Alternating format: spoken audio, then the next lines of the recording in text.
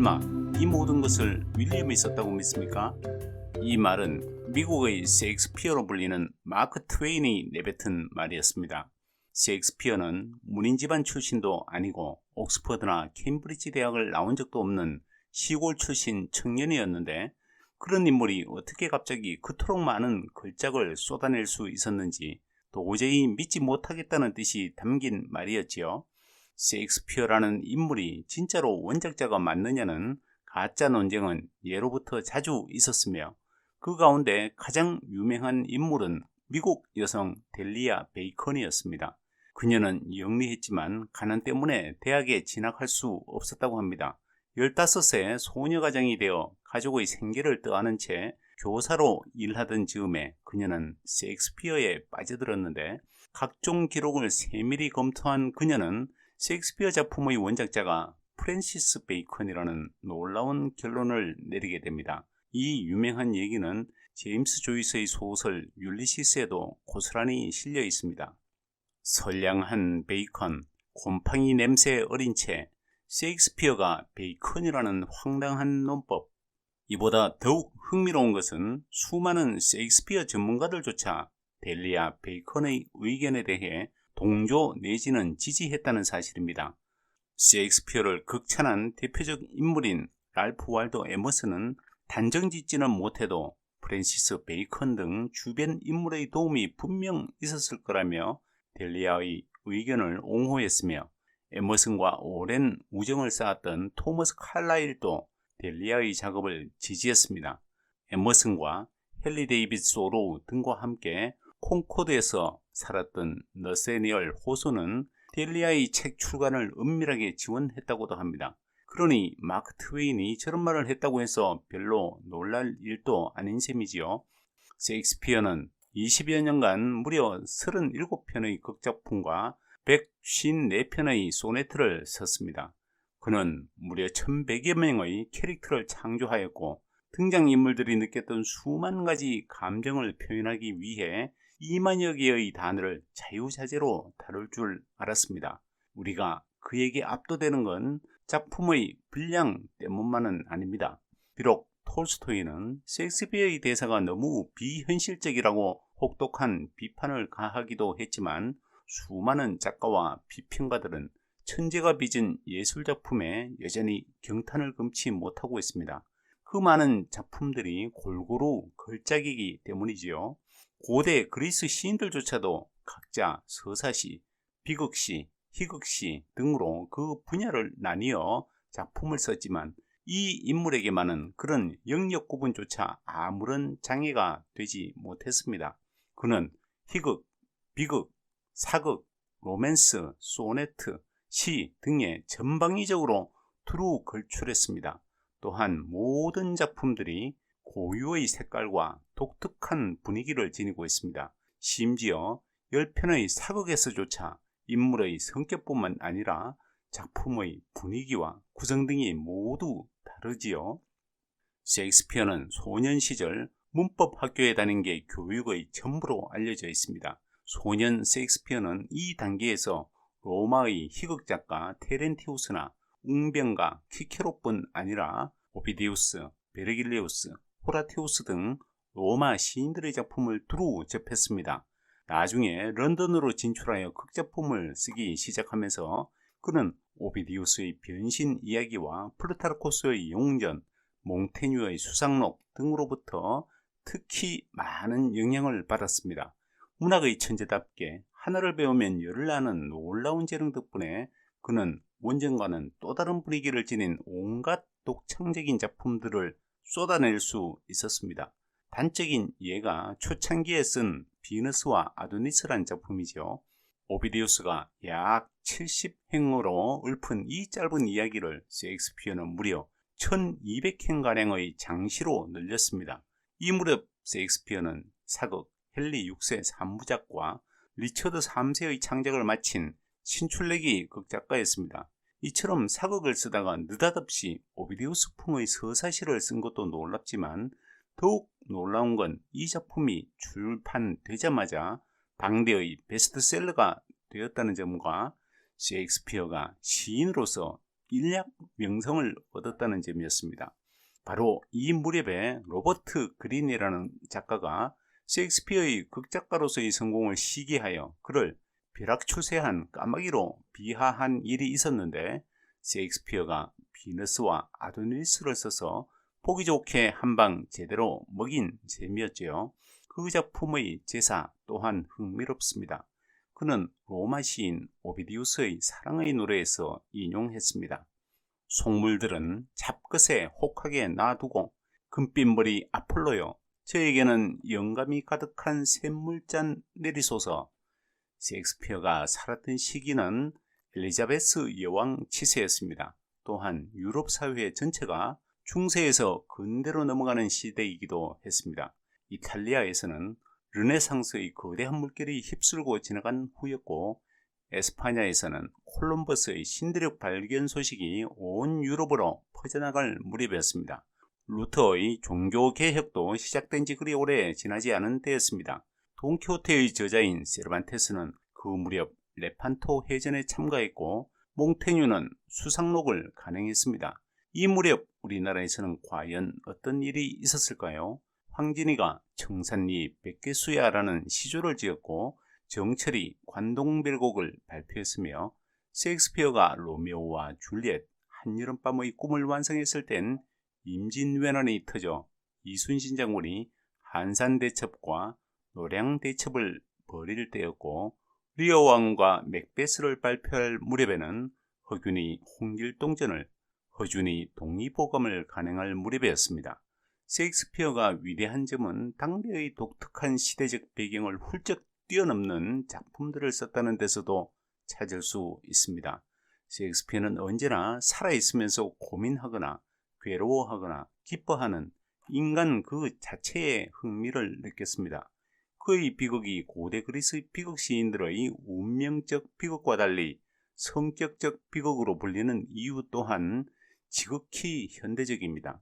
햄릿을 비롯한 그의 수많은 희곡 작품들이 현대에 와서도 활발하게 연극 무대에 올려지고 있다는 자체가 셰익스피어 작품의 탁월한 예술성을 증명하는 셈이지요. 그의 희곡이 빛나는 또 다른 이유는 문장이 너무나 절묘하고도 아름답다는 점입니다. 그는 음악처럼 그 다음이 듣고 싶어지는 대사를 쓰기 위해 운문 형식을 특히 많이 사용했습니다. 또한 리듬이 넘치는 말을 사용해서 극적 효과를 높였습니다. 가령 적의 아들인 로미오를 사랑하다니 어찌된 일인가 라고 말할 상황에서 그는 이렇게 말합니다. 아, 로미오, 어째서 당신의 이름은 로미오인가? 뒷날 리어 왕을 썼을 때 그는 짧은 한 문장을 주인공에게 말하게 했다. 부탁하네, 이 단추를 풀어주지 않겠는가? 이 글은 겨우 5단어로 되어 있으면서 적어도 3가지의 의미를 포함하고 있다. 실제로 옷의 단추를 풀라는 의미와 현세의 허영의 상징인 의복을 벗어버린다는 의미, 그리고 이 삶의 고뇌를 벗고 떠나고 싶다, 즉 죽고 싶다는 주인공의 비통한 소망을 포함한 의미이다. 등장인물의 성격과 상황에 대응한 유연한 살아있는 말을 쓰는 능력을 셰익스피어는 긴 세월 동안 창작 활동을 통해 습득하고 있었던 것이다. 뛰어난 시란 어떤 것일까? 간결한 말에 여러 의미를 포함시킨다. 말에서 각각의 이미지가 넓어진다. 읽는 이가 분명 그러하다고 납득하게 만든다. 그러면서도 저마다 나름대로 해석하는 자유를 방해하지 않는다. 이런 시가 있다면 그것은 뛰어난 시라고 평가될 것이다. 셰익스피어는 그러한 작품을 썼다. 그의 희곡 작품은 극이면서 동시에 시인, 극시인 것이다. 결국 셰익스피어는 시인이었고 그가 시성이라고 불리는 이유와 작품의 끝없는 깊이도 거기에서 나온다. 셰익스피어의 작품들이 후세에 끼친 영향을 우리는 얼마만큼이나 파악할 수 있을까요? 문학, 연극, 음악, 미술, 영화 등 수많은 예술 분야에 막대한 영향을 끼쳤지만 이걸 종합적으로 조망하는 그림을 그려내기란 결코 쉽지 않을 듯합니다. 셰익스피어는 심지어 정치학과 철학, 심리학과 정신분석학 등에도 깊은 영향을 미쳤습니다. 왜냐하면 마르크스도 자본론과 경제학, 철학 수고에 셰익스피어의 작품을 인용했고 마르크스와 엥겔스의 편지에도 셰익스피어가 자주 등장하기 때문이죠. 프로이트 또한 오이디푸스 이론의 근간을 마련하기 위해 소포클레스의 희곡과 셰익스피어의 햄릿을 탐닉했다고 하지요. 프로이트 역시 한미한 집안에서 태어난 셰익스피어가 그려낸 작품들이 지나치게 높은 문화 수준을 갖추었다는 점 때문에 원작자가 따로 있다고 보았던 인물이었습니다. 마르크스가 셰익스피어의 작품을 자주 읽었고 이를 굉장히 좋아하여 매우 높게 평가했다는 사실은 널리 알려져 있다. 그는 셰익스피어를 그리스의 아이스큘러스와 함께 인류가 낳은 가장 위대한 극작가 중 한 명으로 존경했다. 또한 그는 작품에 등장하는 단어까지 알고 있었다고 한다. 그의 저서에도 셰익스피어의 대사가 상당히 많이 인용되고 있다. 볼테르는 셰익스피어를 술 취한 야만인이라고 했다. 이처럼 프랑스인에게 반발심을 불러일으킨 영국 비극의 특성 중 하나는 숭고한 것과 저속한 것, 두려운 것과 익살스러운 것, 영웅과 광대가 독특하게 어우러져 있다는 점이다. 그러나 셰익스피어는 그 어떤 상황에서도 영웅극의 서두를 이야기하는 역할을 광대역에게 맡기지는 않았다. 이토록 온갖 분야에 두루 영향을 끼친 셰익스피어는 과연 자신의 작품들을 통해 어떤 사상이나 철학을 설파하고자 했을까요? 놀랍게도 셰익스피어는 어떤 문제에 대해서든 항상 열린 자세로 독자들의 판단에 맡길 뿐 자기 스스로 결론을 내리는 법이 없었습니다. 달리 말하자면 그의 작품에 제시된 세계는 모색으로 가득 찬 세계였습니다. 그래서 그의 작품에서 어떤 사상을 배우려고 하는 건 헛된 노력일지도 모릅니다. 평생 독서 계획을 쓴 클리프턴 페리먼도 이 점을 간파하고 명쾌하게 결론 내렸습니다. 그는 위대한 독창적 사상가는 아니다. 시인들은 내게 독창적 사상가가 아니다. 이것은 그들의 주특기가 아니다. 세상을 바꾸어 놓은 사상을 찾는 사람은 셰익스피어에게 물어보면 안 된다 라고 말이죠. 좀 더 쉽게 말하자면 그는 당대의 인기 최고의 드라마 작가였습니다. 오늘날도 사정은 비슷합니다. 우리가 인기 최고의 드라마를 보면서 거기서 무슨 고매한 철학이나 사상을 배우려고 하지는 않으니까 말이죠. 셰익스피어의 이런 경향은 그가 철학을 두고 표현하는 극중 인물들의 대사에서도 쉽게 발견할 수 있습니다. 셰익스피어에게는 논리에 맞지 않는 것이 인간의 진짜 모습이다. 그는 필로소피라는 말을 그의 모든 작품을 통틀어 14번 사용했는데 모두 부정적인 의미로 쓰고 있다. 예를 들어 로미오와 줄리엣을 보자. 줄리엣의 사촌을 죽여 베로나에서 추방당한 로미오는 자신을 위로하려고 논리로 설득하는 로렌스 신부에게 이렇게 말한다. 아직도 추방 얘기입니까? 철학 따윈 개나 줘버려요. 철학으로 줄리엣을 만들 수 있나요? 마을 전체를 뒤집어 엎을 수 있나요? 아니면 영주님의 판결이 뒤바뀔 수 있게 하나요? 철학 따윈 아무 필요 없어요. 그러니 더 말씀 말아주세요. 그리고 햄릿은 아버지의 망령에게서 친동생이 자신의 목숨과 왕관과 부인까지도 빼앗아갔다는 말을 듣는다. 그때까지 갖고 있던 인간관이 모두 무너진 그는 친구 호레이쇼에게 이렇게 말한다. 호레이쇼, 이 세상에는 우리들의 철학으로는 도저히 상상조차 할 수 없는 일이 많다네. 사정이 이렇더라도 셰익스피어의 위대함이 훼손될 일은 없습니다. 셰익스피어는 여전히 문학의 최고봉으로 우뚝 솟아있기 때문입니다. 셰익스피어 이후에 활동한 수많은 작가들은 결코 그로부터 자유로울 수가 없었습니다. 그에게 영향을 받은 작가들과 작품들을 구체적으로 나열하기조차 힘들 정도입니다. 오죽하면 괴테가 이런 말을 남겼을까요? 셰익스피어를 연구하면 그가 인간의 본성 전체를 모든 면에서 그리고 모든 깊이와 모든 높이에서 철저히 연구했다는 사실을 알 수 있다. 결국 그 이후에 등장하는 사람들은 자신들이 할 수 있는 것은 이제 아무것도 남아있지 않다는 사실을 깨닫게 된다. 괴테가 이런 말을 했다고 해서 극작가나 소설가, 시인이 모두 펜을 접어야 하는 건 물론 아니지요. 이미 셰익스피어 스스로도 다른 사람이 쓴 책을 여러 참고해서 자신의 작품을 썼습니다. 괴테는 젊은 베르테르의 슬픔을 썼는데 그 작품은 괴테가 쓴 햄릿이라고 평가받는 작품입니다. 체호프의 갈매기 역시 마찬가지입니다. 누구에게나 자기만의 햄릿을 다시 쓸 수 있는 자유마저 박탈당한 건 아닌 셈이지요. 물론 셰익스피어의 작품에 그만 압도된 나머지 작가가 되는 길을 지레 포기한 사람도 있을 테지요. 그런 사람들 가운데는 셰익스피어를 연구하는 데 평생을 바친 사람들도 많았습니다. 그토록 우뚝 솟은 문학의 거인이 자신의 품 안에서 먹여 살릴 사람들의 숫자는 얼마나 많을까요? 이 또한 오래전부터 반복된 익숙한 전통이자 당연한 귀결이긴 하지만 말입니다.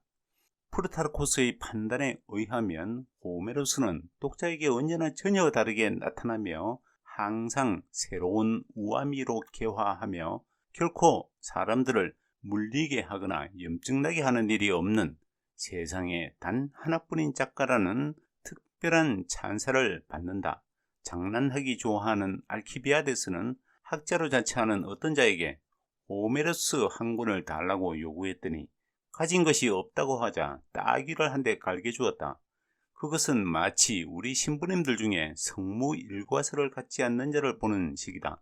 크세노파네스가 어느 날 시라쿠사의 폭군 히에론에게 자기는 하인 둘을 먹여 살릴 거리도 갖지 못했다고 불평을 하자 그가 대답했다. 뭐? 그대보다 훨씬 더 가난하던 호메로스는 아무리 죽을 지경이언정 10,000명 이상의 학자들을 먹여 살리고 있다. 파나이티오스가 플라톤을 철학자들의 호메로스라고 말했을 때 이 말에 무슨 부족한 것이 있었던가? 셰익스피어의 삶이 미스터리에 둘러싸인 까닭은 그가 작품 말고는 다른 흔적을 거의 남기지 않았기 때문입니다. 친필 원고는 전무하고 그가 서명한 서류 몇 건과 출생 및 사망 증명서가 있을 뿐이니까요. 그러니 그의 작품을 통해 거꾸로 작가의 삶을 연구하고 밝혀보려는 시도는 앞으로도 끊임없이 이어질 듯합니다. 정답이 없는 문제만큼 마음 놓고 계속 떠들 수 있는 주제도 드물기 때문이죠. 셰익스피어 전기만 하더라도 이미 셀 수도 없을 만큼 쏟아져 나왔으니까요. 구매를 차일피일 미루면서 도서관에서 대충 훑어보기만 했던 책들 가운데서도 셰익스피어를 둘러싼 이야기를 다룬 매력적인 책들은 꽤나 많습니다. 가령 스티븐 그린블렛의 세계를 향한 의지라는 책과 리처드 폴 로의 셰익스피어의 이탈리아 기행 같은 책들이 그랬습니다. 그런데 이런 류의 책들은 잘만 읽으면 무척이나 유익하지만 너무 성급하게 달려들다 보면 도리어 쓰디쓴 맛만 안겨주는 고약한 책으로 돌변하기도 쉽습니다. 셰익스피어의 작품들이 지닌 아름다움과 감동을 두루 충분히 맛보지 않은 상태에서 읽으면 저자가 느낀 만큼의 깊은 감흥에 도달하기 어렵기 때문이죠. 마치 몸이 몹시 허약한 사람한테는 비싼 보약조차도 함부로 처방하기가 어려운 경우를 닮았다고나 할까요? 셰익스피어 원작자를 둘러싼 논쟁이나 음모론들은 사실 일반 독자들에겐 그다지 중요하지 않습니다. 셰익스피어 산업에 종사하는 사람들에겐 밥줄이 달린 문제이긴 하겠지만 말이죠. 셰익스피어에 관한 일반 독자들의 문제는 언제나 셰익스피어의 숱한 명작들을 직접 읽느냐 마느냐에 달렸다고 봅니다. 그것이 햄릿이 되었든 로미오와 줄리엣이 되었든 한여름밤의 꿈이 되었든 겨울 이야기든 말이지요. 선택은 언제나 독자들의 뜻에 달려 있습니다.